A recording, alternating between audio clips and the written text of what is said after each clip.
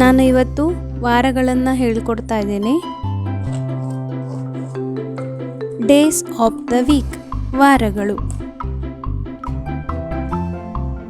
Sunday ಭಾನುವಾರ, Monday ಸೋಮವಾರ,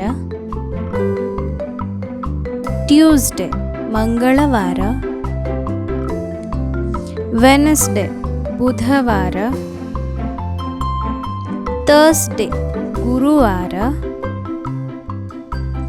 Friday ಶುಕ್ರವಾರ, ಸ್ಯಾಟರ್ಡೇ ಶನಿವಾರ.